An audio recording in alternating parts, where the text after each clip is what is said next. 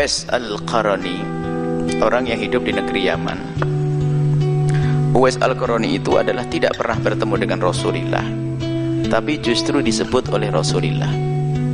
Hidup pada zaman Rasulullah, tapi nggak sempat ketemu Rasulullah. Hidupnya di Yaman, hidup dengan ibundanya. Baru setelah Rasulullah wafat, bisa pergi ke Makkah dan Madinah, bisa melaksanakan ibadah haji. Akan tapi di situ sahabat Nabi pernah mendengar Rasulullah menyanjung orang yang namanya Uwais, termasuk Khalifah Umar bin Khattab dan yang lainnya. Di dalamnya ada Sayyidina Imam Ali bin Abi Thalib. Nabi menitip salam untuk Uwais. Bahkan bukan sekedar menitip salam untuk Uwais, Nabi SAW meminta agar Sayyidina Umar dan yang lainnya meminta doa kepada Uwais Al-Qarani. Kalau sudah orang-orang disebut seperti itu, tentu penasaran, siapakah gerangan si Uwais? Mungkin dia seorang kiai gede, punya pondok besar, jamaahnya gede, punya sering kelihatan di televisi atau apa gitu. Ya ada. Mungkin khayalan kita begitu, kalau orang baik mesti masyhur, karangannya, kitabnya banyak, muridnya banyak. Wah ini. Kan di khayalannya begitu. Wong disebut oleh Rasulullah. Sayyidina Umar mencari pada masa kekhalifahan Sayyidina Abu Bakar, dicari adakah di antara kalian orang yang dari Yaman namanya Uwais? Enggak ada. Waktu Sayyidina Abu Bakar wafat, kemudian Sayyidina Umar bin Khattab nanya, enggak ada. Suatu ketika, betul ada orang berkata, ya ada di antara kami namanya Uwais. Ini yang kita cari. Khayalannya apa? Imamah gede, diikuti oleh murid banyak begitu, karena Nabi menyanjungnya sampai Nabi menyuruh minta doa. Di mana dia? Kami sewa dengan 300 dirham atau dinar, 300 dirham untuk mengembala kambing. Bingung Sayyidina Umar.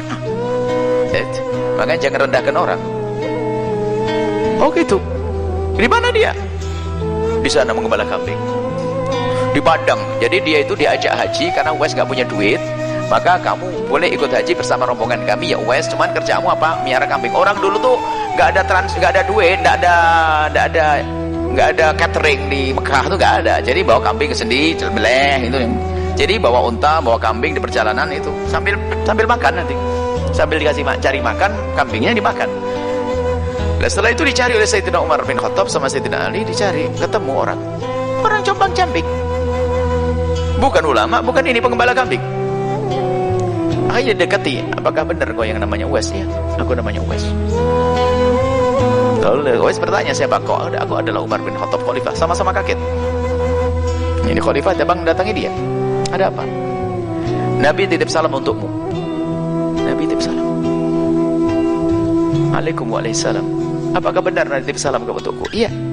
Bahkan bukan sekedar menitipkan salam, tapi aku harus minta doa kepadamu. Uwais bukan orang sombong, ya tak doain terus. Uwais mengatakan, kayak orang biasa, orang awam. Akhirnya Sayyidina Umar sama Sayyidina Ali penasaran, kamu itu siapa sih sebenarnya? Kok sampai Nabi titip salam dan aku harus minta doa kepadamu? Ini penasaran. Jangan-jangan kamu itu kiai nyamar, ulama nyamar atau bagaimana? Nah, baik, akhirnya ditanya-tanya, saya tidak punya amalan apa-apa. Lalu kamu siapa? Kamu pernah ketemu Nabi Muhammad? Tidak pernah. Loh, kenapa kamu tidak ketemu Nabi? Baru dia menitikkan air mata. Aku sangat rindu dengan Rasulullah. Dan aku mendengar Nabi Muhammad ada di Madinah dan aku di Yaman. Bahkan setiap tahun aku melihat kafilah rombongan orang mau naik haji, saya melihat mereka pergi. Dan aku yakin mereka yang naik haji pasti ketemu Rasulullah. Tapi aku tidak bisa ikut. Sayyidina Umar bertanya, kenapa kamu tidak ikut? Biar ketemu Rasulullah. Tambah nangis Uwais, ngucur air mata. Sungguh aku satu sisi rindu kepada Nabi, tapi aku tidak bisa ikut. Kenapa? Karena di rumahku ada ibuku yang harus aku jaga, yang merawatnya, yang mengasih makan, yang menggendong, yang memandikan adalah aku. Aku tidak bisa meninggalkan ibuku. Baru sadar Sayyidina Umar dan Sayyidina Ali, lalu berkata, Uwais, inilah sebab kemuliaanmu karena ibu. Bayangkan, gara-gara merawat ibundanya sampai Nabi titip salam. Makanya yang diberi oleh ibunda, ayahanda di rumah itu sebetulnya adalah untuk sambung dengan Rasulullah. Jangan sia-siakan. Apalagi ibunda yang diuji dengan sakit. Uwais Al-Qarani setelah ibundanya wafat, baru Uwais bisa pergi ke Mekah. Tapi Nabi sudah wafat. Makanya Uwais Al-Qarani disebut Sayyidut Tabi'in, tuannya para tabi'in. Hidup pada zaman Nabi tapi tidak bertemu Nabi.